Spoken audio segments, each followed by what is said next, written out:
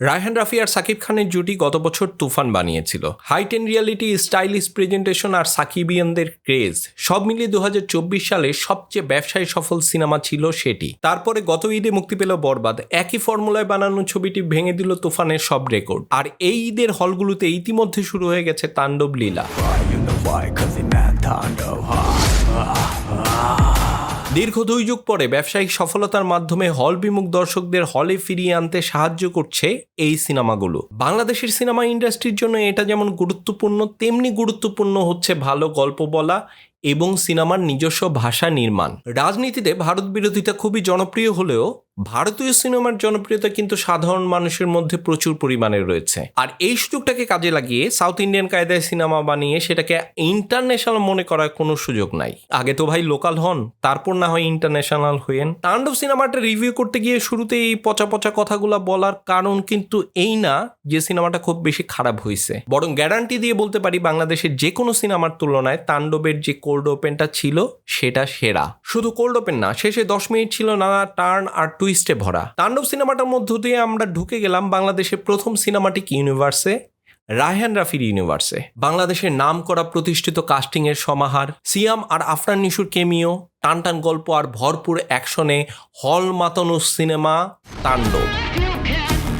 Action thriller জনরার এই সিনেমায় কমার্শিয়াল এলিমেন্টের সাথে আছে নানা রকম সিম্বল আর মেটাফোর, আছে সোশ্যাল পলিটিক্যাল নানান কমপ্লেক্স, যা আমাদের বর্তমান সময়ের সমাজ বাস্তবতার সাথে কেবলমাত্র প্রাসঙ্গিকই না, বরং নানা রকম চিন্তার যোগানদাতা। রাষ্ট্রের ক্ষমতা কাঠামো নিয়ন্ত্রক প্রতিষ্ঠানের সাথে যুক্ত রাজনীতিবিদ, ব্যবসায়ী, পুলিশ আর মিডিয়ার দুর্নীতিগ্রস্ত ব্যক্তি তাদের নিজেদের স্বার্থে একজন সাধারণ নাগরিকের জীবন কেমন করে ধ্বংস করে দিতে পারে, সেই গল্পই আছে এই সিনেমাটিতে। এই ভিডিওতে আমি তাণ্ডব সিনেমাটা রিভিউ করব, আলোচনা করব এর গল্প, চরিত্র, অভিনয় এবং টেকনিক্যাল নানান দিক নিয়ে। আশা করছি তাণ্ডবের লীলাকলা দেখতে সাথে থাকবেন শেষ পর্যন্ত। Welcome to the show.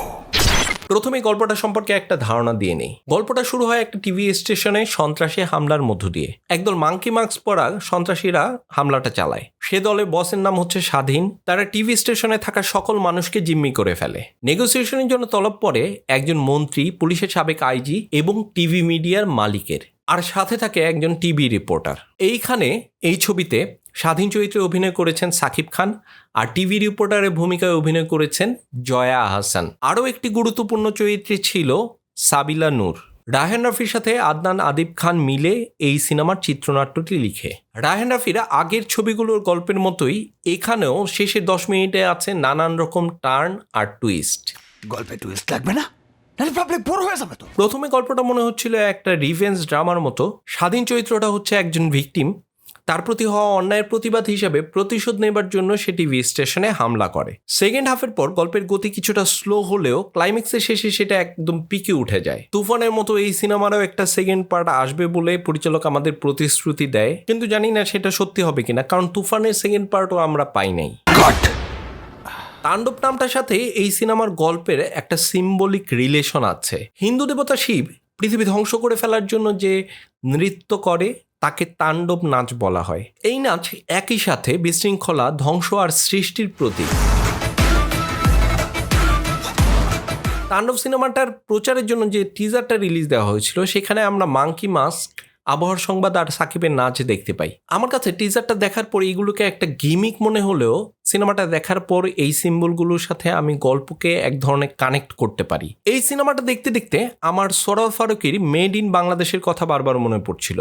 সেখানেও জাহিদ হাসান অস্ত্রের মুখে ডিসি অফিসের ভেতরে সমাজে প্রতিষ্ঠিত অনেক ব্যক্তিকে জিম্মি করে ফেলে। এই সিনেমাটা মানে তাণ্ডব সিনেমাটার হিরোর মধ্যেও আমরা একই ধরনের মোটিভেশন খুঁজে পাই। আবার সাবিলা নূরের চরিত্রটা এই সিনেমায় একটা রোমান্টিক ট্র্যাজেডির ভাইব নিয়ে আসে। সে অংশটুকু একটু ক্লিশে মনে হলেও সেটা গল্পের মধ্যে একটা আলাদা ডাইমেনশন তৈরি করে। তাণ্ডব সিনেমাটার অভিনয় নিয়ে যদি বলি তাহলে সাকিবিয়ানদের গালি খাওয়া আমার কপালে একদম কনফার্ম। কিন্তু আমি যেহেতু এইসব পাগলাটে আর বোকা বোকা ফ্যান ফলোয়ারদের খুব বেশি পাত্তা দিই না, সেহেতু সত্য কথাটা আমি বলবই। আর সেই সত্য কথাটা কি? সত্যি কথাটা হচ্ছে এইখানে সাকিব খান খুব ভালো অভিনয় করে নাই। তার চরিত্রটা কথা বলার সময় গলাকে খাদে নিয়ে এসে ফ্যাঁস করে যে ডায়লগ ডেলিভারি দেয়, সেই আইডিয়াটা খুব বেশি কাজ করে নাই। এছাড়াও অনেক জায়গাতে তাকে মেলোড্রামাটিক লেগেছে। তার অভিনয়ের সমস্যা নাকি ডিরেকশনের সমস্যা সেটা আমি শিওর না, কিন্তু একটা জিনিস আমি খেয়াল করে দেখেছি, সাকিব খান, সিয়াম কিংবা আফরান নিশুর চরিত্রের যে বেসিক জায়গাটা সেটা একই রকম তাদের বডি ল্যাঙ্গুয়েজ, একই রকম তাদের ডায়লগ ডেলিভারি, তাদের চরিত্রে কোনো বৈচিত্র্যতা নাই। সবাইকে কেন এরকম সাইকোপ্যাথের মতো আচরণ করতে হবে কিংবা এই উন্মাদের মতো ডায়লগ দিতে হবে সেটা আমার কাছে পরিষ্কার না। চরিত্র নির্মাণে এই ধরনের অসঙ্গতি আমরা তাণ্ডব সিনেমাটাতে পাই। জয়া আহসান আর সাবিলা নূর তাদের চরিত্রে ভালো অভিনয় করেছে। সাকিব খানের নাচ আর ফাইটিং বেশ ভালো লেগেছে।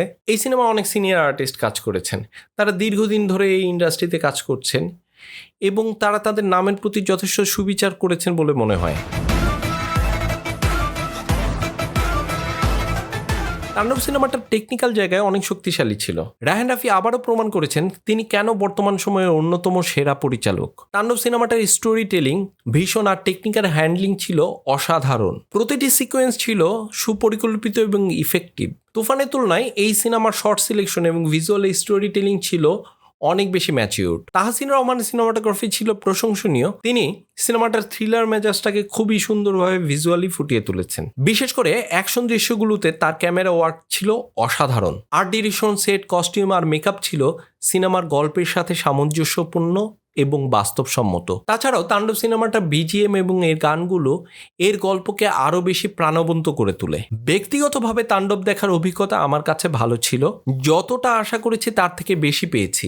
এই সিনেমার ভালো দিকগুলোর মধ্যে ছিল এর শক্তিশালী গল্প আর চিত্রনাট্য। তাছাড়াও সামাজিক প্রাসঙ্গিকতা, রায়হান রাফির অনবদ্য পরিচালনা, শাকিব খানের লুক আর অ্যাকশন, জয়া আহসান এবং সাবিলা নূরের অভিনয়, অ্যাডভান্স টেকনিক্যাল কাজ, এগুলো এই সিনেমার পজিটিভ দিক। তবে যদি গল্পের গতি আর চরিত্রের গভীরতা নিয়ে আরেকটু কাজ করা যেত তাহলে এই সিনেমাটা আরও ভালো হতো। এই সকল বিবেচনা মাথায় রেখে তাণ্ডবের রেটিং আমার কাছে 5-এর মধ্যে 4। আপনারা যারা সিনেমাটা দেখেছেন তারা তাদের ভাবনা আমাকে কমেন্ট বক্সে জানাতে পারেন।